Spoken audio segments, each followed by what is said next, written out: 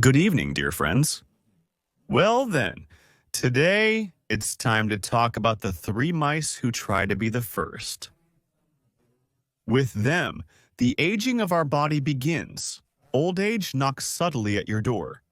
You open it, and the muscles unfortunately lose their former youth, freshness, and vitality. Is there a way to regain your youth? Stop aging and start getting younger? I see, you want to ask about that. Of course there is, dear friends. And today on the pages of our almanac, we will not only learn about those muscles that age first, but also learn to stop this process and reverse it.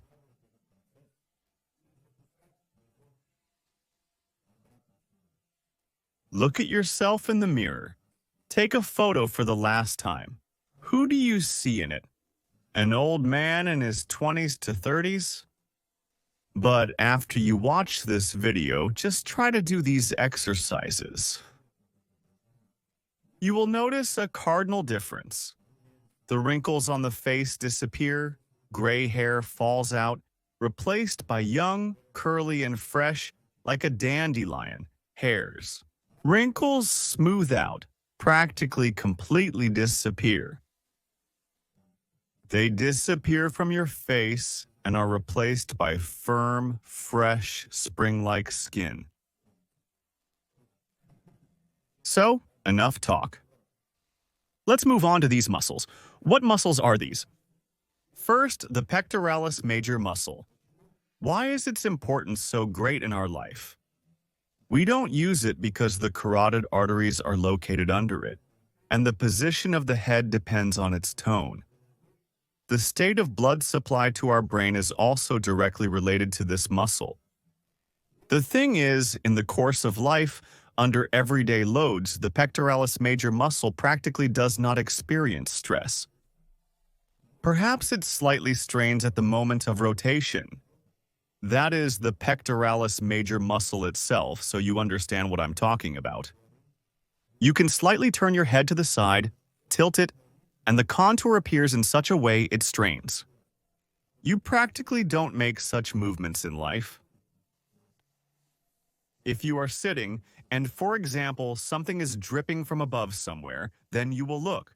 But even then, the muscles will only tense up a little. Because the construction of our upright body is such that muscles are hardly used for turning. And if we were quadrupeds, like cats, or if anyone knows, quad bikers or hobby horse enthusiasts, I send greetings to them if they are watching me. Then these muscles would work. In quadrupeds, not in hobby horse riders, because when you are on all fours and turn your head, they tense up quite well. In animals, they are therefore well developed. If you're not into quad biking, unfortunately, I'll show how to regularly put strain on this muscle. The second muscle is the trapezius. What's special about it? The fact that it also hardly works even in quadrupeds, because in everyday life almost nothing requires the movement of hands backwards.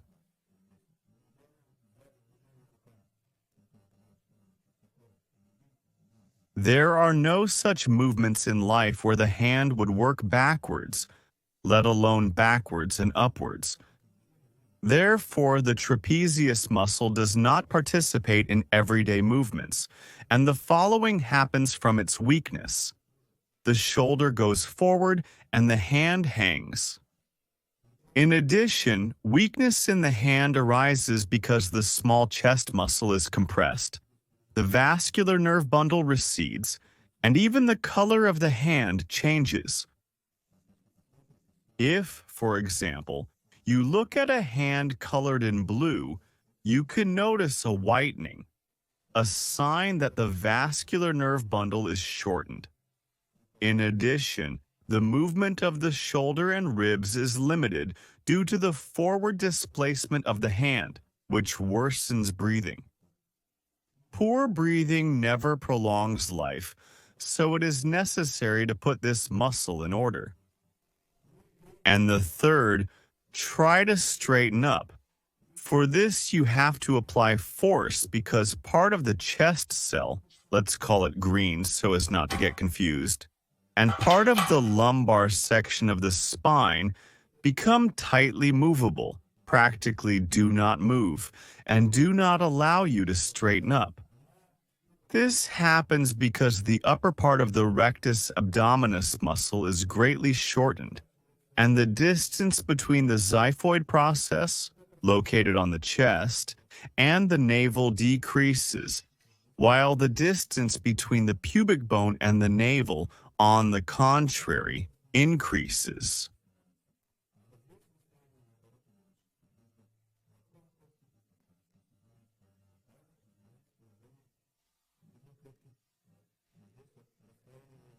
That is, the position of the pelvis and chest cell changes.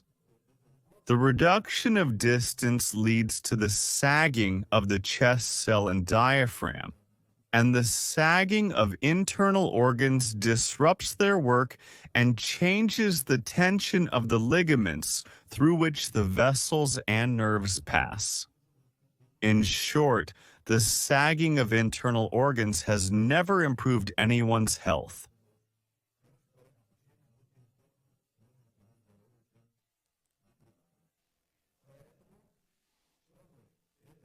To avoid this and restore the normal position, we need to increase this distance, as well as improve the mobility of the ribs, lung ventilation, the level of oxygen in the blood, and the work of the abdominal organs, which will lead to a more optimal state and mood. Well, I see you already want to put on a training suit. Let's start now. So, friends, the first exercise for the upper trapezius to increase the tone of this muscle so that the shoulders finally were where they should be. Take a small roller, determine its length independently. Put it on the area of the cross between the shoulder blades slightly higher, press it to the wall, and then put your hands on the back of your head. Your task is to make a movement. Take your hand back so that the elbow touches the wall. Reach for the wall. At the same time, the roller does not allow the pelvis to turn. If there was no roller, it would be much easier for you to perform this movement, as you would simply turn due to the pelvis, and the exercise would seem easy. But if you fix the pelvis, then the movement occurs precisely due to the necessary muscles, due to the movement of the blade in the right direction. Do 10 repetitions on one side. Choose the length of the roller so that your elbow can reach the wall. It should not be too short or too long. Choose a roller like mine. You can use about this length. Do the same 10 repetitions on the other side. You reach the wall with your elbow. You need to touch the wall. You may notice that the movement is easier on one side. On the other side, it's harder. When one elbow is pulled back, the other can move forward. The most important thing here is to keep your hips still. Then alternately perform the movement to one side and immediately to the other side. In this exercise, you will feel the tension in the upper part of the trapezius muscle. This part practically does not get stressed in everyday life. Because of this, the muscle significantly weakens, and the shoulders gradually shift forward.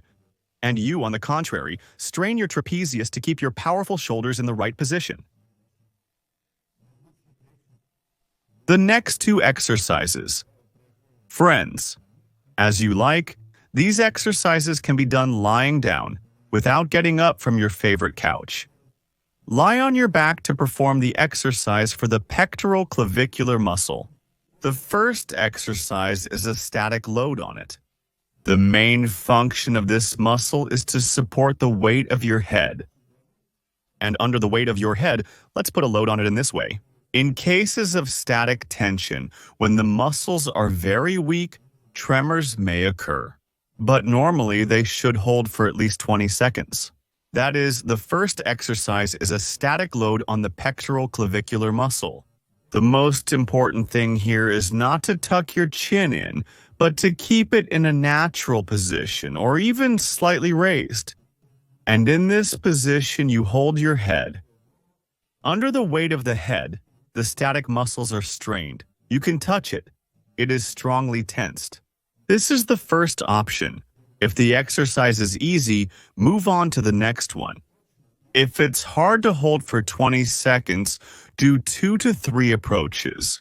The duration can vary from a minimum of 5 to 20 seconds.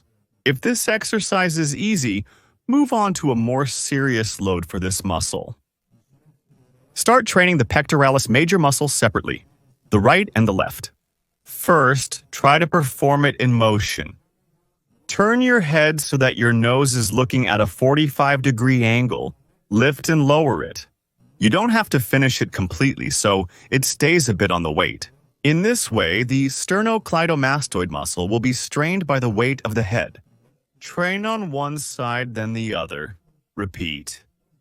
Perform 2 to 3 approaches. You can do 10 repetitions. If you are an athlete, then use your hand while doing this. First, just lay it down, and the weight of the hand additionally hinders lifting the head. Then you can slightly press with your hand. In this way, the muscle will receive a large load. Here you can choose the option that suits you best.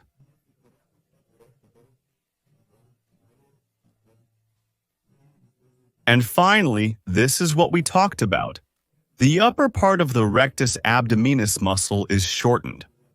And when we train the press, this muscle often does not engage and even more contributes to the hunchback.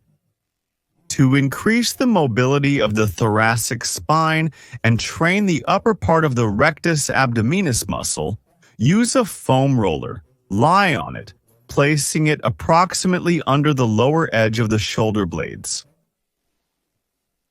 Not under the waist, the most important thing. Lie on it like this. Extend your arms like this, and the stretch of the upper part of the rectus abdominis muscle occurs. Lie in this position, stretching the muscle from 30 seconds to a minute. Then the most interesting load on it begins. Here, grab your elbows and start tearing your head and hands while looking up. Then lower, raise, lower, repeat. In this way, the straight muscle of the abdomen gets the load it doesn't get when you just lie on the floor. Because here it is already in a stretched position. From this stretched position, you start to train it. And at the same time, there is a stretching of the muscle, an increase in the mobility of the thoracic spine, and other improvements. There are no minuses, only pluses. Then a more complex version of the exercise. Put one hand on the other, stretch it out, and do the same thing practically with straight arms. Here the load on this muscle will be slightly higher.